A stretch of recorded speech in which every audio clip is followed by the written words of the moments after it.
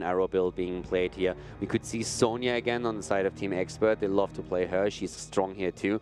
And yeah, for Expert, they want to gain those points for their playoff standing. And this is another chance. Close out the series overall. Battlefield of Eternity, map number 4. The map choice of Tricked Esports. And therefore our first pick and our first ban go over to Team Expert. All right, we'll see what Team Expert is going to ban out. I expect a ban from Tassadar on Tricked Esports side, simply because of what we've seen from Team Expert in the past. They will go for that Tracer composition that you've seen many times in this battleground. Having such an open area for Horror to continuously work up those pulse bombs is always a threat that you have to deal with. So taking Tassadar out, make sure to slow that down. Yeah, Tracer compositions can be absolutely brutal, and a lot of teams have started to fall back into a variant as a counter. But of course here, Tracer would be great. Again, we have probably a very high priority on Rhaegar. Greymane usually makes it into the draft here too. So everything that puts pressure onto the Immortal and gives you a bit of map control is Don't forget about last week though, we started to see Tyrande popping up a lot. Yeah. This battleground, she gets a poke, the 13 spike, always helpful. Great around the Immortal phase too, because you are going to be hitting a lot of members on the opposing side, getting those stacks built up as you move into it. Gul'dan gets banned out here from Team Expert. Not something you see on this battleground. We talked about it in game number 1. Gul'dan is great for Tricked Esports. They love it, and they actually do play Gul'dan on this battleground occasionally, which is very, very rare. ETC banned out as well. So at this point, we're having no problems with any kind of potential stage dive on into a team fight. Mosh pits being used here as well. Nova has fallen. She's not going to be picked. Oh, dang. Maybe next time. Maybe next time. Tricked. Do they grab Uther Genji here, or do you move into Uther Greymane? Rhaegar Greymane too is also pretty tasty. Yeah, Rhaegar is Rhaegar always jumps up in priority on this map. Yeah. If you pick Uther, now you want to have him together with Genji. But this is really the only purpose then. At the same time, we have already seen them earlier on with a couple of heavy Genji and then Nubarak. Okay, so leaving Uther open, I think at this point they seem to be fine going into either of the two. With Tassadar claimed, is Expert going to drop Tracer now? Tracer and Uther? I mean, you don't have to play Tracer. You have other heroes available to you as well. You can still go into a Vala, Lunara combo, Cassia combos, work with Tassadar. But at the same time, it's kind of a bit of a trademark at this point that they are one of the teams that are really playing a pretty solid Tracer. Nick is fantastic on the hero. And with that early pick, they could definitely make the work. But it's the Vala variation that we are seeing. So there's a Vala and 2 in Arthas. As Team Expert will look to control the Immortal phase, keep Genji in check, and burn it down with the Hungering Arrow build. Tricked Esport on their side looking for a ban. Now, you don't ban out a support here, right? You want to make sure that you have Uther or Rhaegar available to you? You don't? I mean, at this point, they could. They could, but... If they want to, for example, just like shut down, if they ban Rhaegar, yeah, I think they could definitely ban a support if they wanted to. Tricked Esport? Because if they ban Rhaegar, then Team Expert bans Uther, and then you're in a weird spot with a support for Genji. I mean, there's still enough supports around that you can take, and I actually think that I'm not sure if Expert would really ban the second support out because they still have so much other stuff they need to be concerned about. They have to think about, for example, a combo with Genji and Li Ming for double resets. So she could definitely take that gamble. I mean, if they don't get it, then Genji needs to be very more careful. But if you think about it, Maka is extremely good on the hero, so he can play that a little bit safer. I think they can definitely do it. The other thing is they don't really have to. Banning the support out is one option, but they also they ban the second tank and take Johanna out here. Johanna now taken away here. Team Expert will now be looking for their ban. Kind of curious what they're going to move into. I think the automatically go-to is you ban out the Uther, but you did bring up the possibility of Li Ming ban, or even taking out any type of major aggression that can happen against the Immortal phase. Greymane's still on the table. At this point, when you ban out Uther, you have to be aware that you're immediately going to see Rhaegar taken from Tricked Esports. Yep. And, so a ban on Uther would, of course, mean no Dragon Blade Genji. But at the same time, you find yourself in a spot where it's basically you have to say, okay, who do we take now with Tassadar for Vala? So I think they are completely fine taking either Uther or Rhaegar. Banning out Leoric makes sense. Tricked hasn't looked too fun. Leoric has actually, at this point, a 33% win ratio. If you think about it. Okay, yeah. He had a unplayable. He had a massive impact, but the team still prioritized him extremely highly. On this map, even on a map where we said he's probably not going to have the same impact as on other maps, he's still seeing a ban. Now that we had in the first game, him picked in the second rotation, then he immediately jumped up into a first pick position, and now we're seeing him as a second ban already. So the Auric has made an appearance in every single one of these games thanks to the changes that we've seen in the last patch. Tricky Esport moves into Lenara and Uther, hoping to contest Team Expert in team fights after a slow amount of poking, and also to help out that Genji. Whenever he goes in for that Dragon Blade, just putting enough pressure on your opponent will allow for him to get those swipes in. Team Expert on the 4th and 5th side here. Now, Rhaegar is up and available, but Team Expert historically has shown, sometimes even on this battleground, that when they have Tacit or Vala, they actually don't mind picking up a Brightwing when the opponent has a Genji. Do you think that's possible here? No. Not even a little bit? I mean, anything is possible with Expert in particular, but I believe that if you have the chance to grab Rhaegar here, you grab Rhaegar. You have great heals for that front line, the Ancestral if Arthas is in trouble or if your Hive carry gets pressured, and the Lightning Bond alone when you fight over the Immortal is so good that I would not drop Rhaegar just to get a Genji counter in there. I feel they already have heroes that are going to make it a little bit rougher for Genji, the shield alone, so I don't really think that you need to jump into Brightwing as a pick just because you see Genji give up Rhaegar because of it. We'll see what they're going to move into. I think I completely agree with you here. I think Rhaegar's too good. There it is, the Rhaegar into the Tyrael. Just bringing up some things that they've done in the past. So, Tyrael's starting to show up in this series.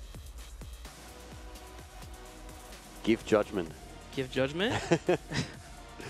I mean, Judgment is, I feel as an observer, Sanctification is insane, especially if Genji, for example, pops his ult and you have a Sanctification and you can drop, of course, Sanctification is just insanely good, it's crazy. And you really save your backliner. But as from an observer's perspective, it's always so much fun to see Judgment because Judgment just means aggression, and that's what we want to see. But given what we have on the other side, it would be a bit weird to not see Sanctification taken. When you see the combo coming out, Sanctification, everybody just clumps up, takes it easy, and a lot of the threat that we have from Genji will be negated right away. I do miss my crispy taco, the Judgment into the False Head Hinterland and Blast. Those were some good times a couple years ago. Used to be something that get picked up. Also, something that was played a long time ago was Sonya Leap into Hinterland and Blast. You remember those days? Yeah, but the good old comp is still you have to throw Nova in. You have to. You have Judgment. I mean, ideally against the no cleanse comp, of course. So if you guys ever want to YOLO, do it in quick match, by the way. And then you go into Judgment Tyrael with a Hinterland Blast, Falstad, Shock and Awe, as it was called back then. And you have the Precision Strike or Nova, and you go for insta-deletes. Just delete them and win the team fight. Let's go ahead and go to game number 4 here. Will Trick Esports tie up the series, or will Team Expert secure the victory as they already have 2 wins?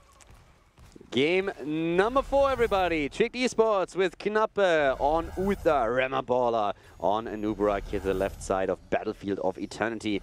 Lunara played by Crosby. Alex the Pro G finds himself on Sonya, and we have a Make on Genji. On the right side, in the red, Team Expert up in the series. Bad Benny playing Tyrael, a Thorough playing Arthas. Nick will be the Vala player, ADRD on Tassadar, and Kirsten will be playing Rhaegar here. So we're going to go ahead and watch our teams move into the Immortal phase and see how they can shred through them. Vala picking up the Hungering Arrow build, which is typical here, but I am not completely sold on Hungering Arrow build on every single battleground. I still think that multi-shot can be great for those wave clear maps. Yeah, but that's what we're always saying. I mean, Infernal Shrines and Tomb of the Spider Queen is where we usually see multi-shot. We saw actually multi-shot used earlier already on Tomb of the Spider Queen when they needed the wave clear. I was pretty surprised and talked about how the arrow build on on Infernal Shrines was a bit weird. That's something that we've seen now twice. We've seen it from Nick once and from Chris on the Playing Ducks, and I think both of these games were lost. Not necessarily just simply because of the build that was chosen for Vala on the map, but I think it plays a role. Just simply because if you have an objective that demands from you to have extra wave clear, then you get more value out of it. But on big team fights, especially outside of lane maps, then arrow build is just absolutely fantastic. What I want to see a little bit more, in this map it doesn't make sense, but on other maps is the arrow hybrid build, because I think that's one of the coolest and one of the most effective builds that we have right now. Hot Pursuit into 4 and 7 on the Hungering Arrows. Yeah. Get that movement speed. Seen it a few times from Quacknix if you are looking for those type of playstyles, but hang on, let's jump to this map here, as we have 4 people on the bottom side pushing in for Team Expert, breaking down turrets, which is something you don't see all the time. While on the other side, we did have Trick Esport answer back with Sonya and Genji on the top. I think, for example, that for Hero League, if you play that, having Hot Pursuit into Arrow Talons on 4 and 7 is one of the best builds, just simply outside of a pure wave play map. Just simply because if you, in a comparative setup, go into Monster Hunter on level 1, it normally signifies already coordinated attempts to go for camps. And since Hero League is a lot less coordinated, since we currently don't have a voice tool in Heroes of the Storm, having a little bit more self-sustain for yourself with the movement speed and the mana sustain on lane is usually the way to go, I would argue. Nick, on the other hand, with his builds, no matter what he takes, was already in a bit of trouble here, but they saved him. That was a very aggressive move forward by Trick Esports, and they nearly were rewarded with a kill, but so the only thing they got out of this was Vara moving back to the altar and tapping at the fountain. May not have gotten the kill, but effectively they did. Making her go back home allows for them to turn around, open the door, and work some damage on the Immortal. They get a nice little lead, but with Curse on the other side, doesn't matter. To be fair, outside of the experience gained, it was probably the same value, because the death timers are so low right now. If she has to Hearthstone back and then move back onto the map, it's about the same time waste, but they didn't get the experience for it. But outside of that, you're absolutely right. It was the same value here. Alex Saprogi moving in here. They're going to set up defense on the right side on their Immortal. Anubarak leading the charge with Sonya on the bottom side. Bad Vinny's struggling on the back right, but shouldn't do anything too crazy here. And look on the left, Lenara is just working in on that Immortal, slowly but surely. Rimmer trying to tank some of those hungering arrows that could be coming out from Nick. Yeah, Nick already moving back here, starting to stack his own damage a bit, but they're going for the Immortal still, and can once again start to chunk away with Nick at the forefront thanks to the arrow, and he's using that, and they actually claim the Immortal. It's a close call, but they will still have 1,300 points on the shield for the Immortal, so that should definitely be a wall for them. And with the level 4 talent now, of course, Vala also gains a lot more sustain thanks to the shield from Tacita, which is going to give her a life leech. Uther running low on mana, and Rimmer running low on health, forced him to pull away from the fight. And of course, they have the travel time to move over to the Immortal. Team Expert took that opportunity to burn it down.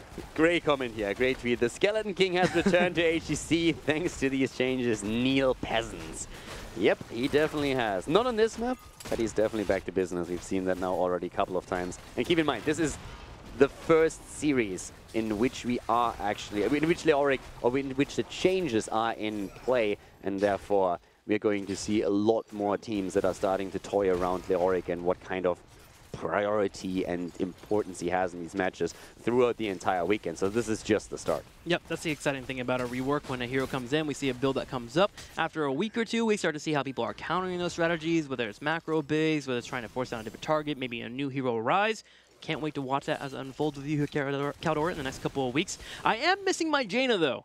Mane better show me some Jaina this weekend as well. So I want Morales to be played by Bakery, and I want Mane to show me that Jaina. Okay. I'm already happy, so I can't argue with you here. You get your Leoric. I want my Jaina, man. Yeah, I'm absolutely okay with you getting a bit of Jaina play. That's fine. Good. All right, we'll see if that happens here. As 7 is about to hit for Team Expert. Trick did put a little pressure on the middle here, trying to catch them as they rotate to the top side to work on their mercs. But with 7 hitting, they decided to pull away. Safe play by them. They can work on their mercs on the top side, especially with the Wisp. That's actually one of the most important things about Lenara that a lot of people miss out on, is watching for the flanks that can come your way. If you have the game sense and you can watch for your opponent to rotate in, with it, you can make sure to nullify any engages that come your way. Yeah, talking about also vision and engages and about they're moving in and they actually don't get it fast enough to contest the camp as is. But that was an interesting arrow flying halfway across the map as Mark was attempting to dodge it. You know what, for me personally, the most interesting thing or the most fun thing is going to be about Leoric? What's that? How I'm going to get flamed in Hero League over and over again for taking March of the Black King by people that haven't read the patch notes and don't watch HGC. That's actually an issue right now. I actually was a little bit guilty of that as well. I saw it on day 1, and I was like, wait, where's our Entomb? And then I went and read the patch, and I was like, oh. It always happens. You see a rework on a hero, and a talent or a heroic ability that was before pretty much useless all of a sudden gains a lot of importance. You pick it, and you just get flamed into oblivion because of it, because the other guy didn't read the patch notes or doesn't watch HGC. A thorough, not being careful here, gets picked off as Trick Esports dives forward. Make looking for another kill as he finds Nick working on the auto text. He dives forward, deflect comes out. Can he escape the fight? Curson is chasing him down, but Make showing why we love him on Genji. Yeah, like, I mean, this kid just doesn't care. He had no hit points and just dived in, and it was just like, yeah, I'm going to be fine. I have deflect. I'm cool. So gets the kill, gets the reset, and they are absolutely putting on a clinic right now. Considering how they looked in Game 1 and Game 2, it's pretty impressive how Tricked Esports is currently showing up as a completely different team. Way more coordinated in these fights. Expert, by no means out of the game just yet. They are even in experience, even though they are a bit behind on the immortal damage. But you can really tell that right now they have to actually work for it. This is classical Trick, though. They either get 3-0'd, they reverse sweep, or they get reverse sweeped. That's how their matches seem to go. And they're starting to set themselves up for the reverse sweep. Now again, as you mentioned, Team Expert is in the game, but Trick is looking much better than compared to what we saw in Game 1 and Game number 2. They do have a nice spot here in the middle as they control the area, but Tassadar looking in the top lane is going to force him to go for a fight. Yeah, once again. And this is actually what Trick is doing. They really want a team fight, and they want Nick, and they are getting him. Nick down, that's the main damage on the Immortal. The problem is that Rema Baller has also suffered a kill, and we have a good cleanse on Alex, but Tyrael is dead. Question is, does he gonna get some value on the explosion? Tyrael's actually not dead. Who died there? Sonya, my bad. Okay, so a 4-4-2 in the favor of Team Expert. Part of that was we saw an impressive dive going straight for the ball. The problem is that dive put a lot of members too close to Arthas. Arthas was able to lock down near the area, and Tyrael with that smite able to do just enough damage there with Tassadar, and of course Rhaegar. They got a couple of kills, traded out very well, and Team Expert takes the team fight, takes level 10, and will grab the Immortal. And it's a big one as well. So even though at the beginning they started losing heroes, as you already explained, the counter against them was a bit too rough, and now they're in a spot where we have finally Sanctification. That alone is really going to make it tricky for Genji to get enough value here. More damage output from the backline thanks to Archon on Tassadar, and the rest of the talents pretty much the standard that you would expect. But Expert has now an opportunity to go for a big push up here at the top lane. And they will start pushing. 5 members here for defense for Trick Esports. They are willing to fight if need be. A lot of times you're going to see the struggle of trying to hold the Immortal, but with Thorough coming in with a flank, he is adjusting the plans of his opponents. Staying on top of Sonya here. She's getting a little bit on the lower side, but Thorough actually eating more damage as Crosby works in those auto attacks. Yeah, they push everyone back, and that was an easy fort already as the Immortal walks towards the keep. They still have Sanctification. They don't even have to use it just now, but Bad Benny might still decide to pop it. The Immortal, on the other hand, is already working away at that wall. The first tower is down, and it's going to break through the gate and potentially even damage the second tower. So far, good job on the side of Expert, taking the lead in experience and doing very well here. And with them already moving away from the Immortal, it means that it's going to be an easy second tower, so the entire keep is already opened up. And I love this. Team Expert has stopped every attempt from Trick Esport in the engages. First off, they got an Immortal. They were able to push it up. They forced a fight on the top side. Didn't lose anybody, even saving important heroics. They stopped the mercenary pushes on the bottom side that Trick tried to use for counter pressure. And then they even prevented the aggressive push from Trick in the top right to break down a fort. Team Expert is just catching every single play here from Trick. Yeah, both of the teams are doing so much better now in this particular, on this map. Trick in particular, they are doing so well right now compared to what they've shown before, and Expert is trying their best to actually shut them down early on, but it's a very even match compared to the maps that we've seen. And also, of course, it comes down to an extent at least that Trick chose the map. They're quite comfortable here, and it definitely shows. Once again, they're attempting to move in and dish out some damage, and especially with Genji not having the Dragon Blade, they need to be careful about how hard they engage into this. Yep, Trick also being a little bit careful on their engages too, because there's that signification into an Archon. If we have the Anubrak charge forward at the wrong time, Anubrak will get burned down by Tassadar, of course Vala helping out. So again, it's a bit of a dance between our teams of trying to find that tiptoe moment where you can move in, force a heroic, and then come back to the fight a few seconds after the heroic's been expended. Yeah. Also, with level 13 talents now coming in, Vala is most likely going to get that self-sustain for herself, and she goes up against Genji with the arrow. And talking about arrow, currently 85 extra damage on the level 4 quest. So another 3 hits away from completing the quest talent and getting the extra damage against the Immortal thanks to the extra hit. And talking about Immortals, they are announced again, 20 seconds in. The camps are already taken, as you can see up here at the top, even being guided by Bad Benny. And that could result once more in a slight lead on the side of Team Expert, as they are the team that already starts to gather in the middle of the map. 13 has hit. Now look at the minimap. You see how Rimmer is watching for this flank coming in? This is so he can buy time for Sonya. He needs to be careful though and not get caught out. He does. He gets hit with the Howling Blast here, and Rimmer, setting up his team to be safe, winds up dying instead. Yep, get wrecked, son. That was a great move by Expert, by the way. They were looking for him actively, and they spread out, so they had at every end someone who could lock him down, slow him down for the rest of the team to catch up, and this is exactly what happens. This could be 100% shield immortal, and that is a massive, massive concern right now. So Trick is going to try and push forward to defend a bit, but that's not going to be easy, not against all that clear that we have for Team Expert. They're already trying to use it here, and Nick is one hit away from getting his quest completed. Just missed an arrow, bit unfortunate for him, but the next one is sure to complete the quest talent, and then he has even more pressure. Wrath does get popped though. Alex Pro-G, the duration will finish, so Thorough finds him on the side, hits a Howling Blast, tries to lock him down with the slow. Krish on the bottom left is dealing with Make, but Alex Pro-G continues to take pressure here. A Thorough chasing them down. Nick working in the Hungering Arrow. Divine Shield comes out, and we're going to have Sonya spin to heal up. Yeah, Sonya is spinning. They still have Sanctification. The stun. And nice Ancestral. Well done here. Once again, we have Cocoon on the ground. Here comes Alex. He's a little bit too far out. Didn't hit the spear properly. Sank comes out, and down goes Sonya. Alex is dead. Dragon Blade on the retreat, and that is going to be an easy immortal for Team Expert. Yes, it is. They turn around with the Archon and the damage, and they work it in. Nick trying to get a kill on Genji. Deflect will keep him alive, as well as a heal from Nape. But here it is. Massive Immortal, 25,000 hit points and shield, and it will push the bottom side.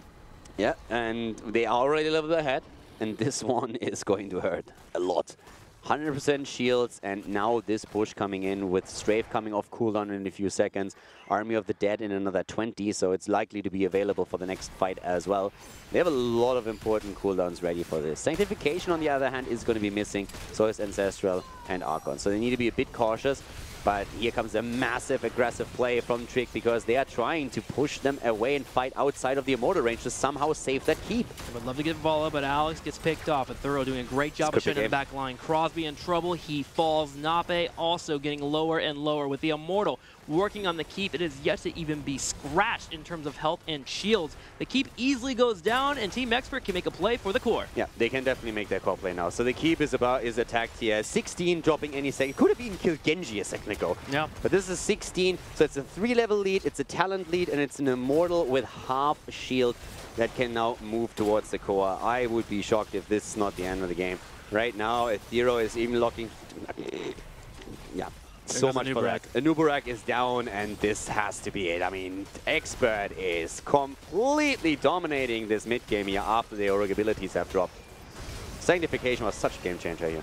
Divine Shield being utilized, but too late. Team Expert finishes the game here and gets a 3-1 victory over Trick Esports in dominant fashion. Solid game 3 on Towers of Doom. Trick to look a little bit better. They were able to earn a victory, but Team Expert, I think today, just looked like a much better team. Yeah, Expert today just absolutely showed up, and it was very well done by them.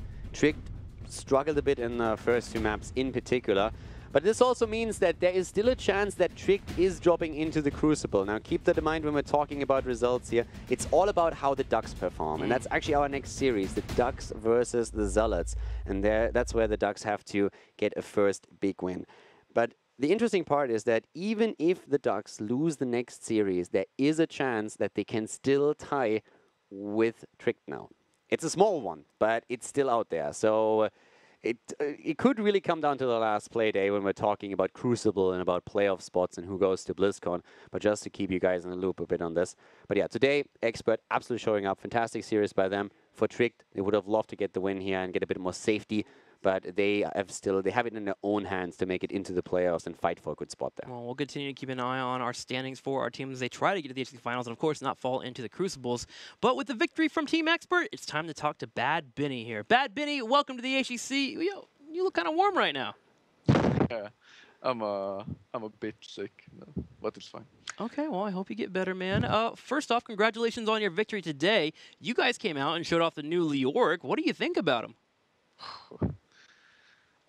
He's insanely broken, but it's you can play around it, obviously. But it's like in that scenario, in the Shrines game, yeah, it was like there was nothing they could do against it. Well, for our viewers at home, and again, you don't have to share any secret strats or anything, but how do you handle elite work there? Because I'm sitting here thinking, wow, I'm going home and getting free points in Here League.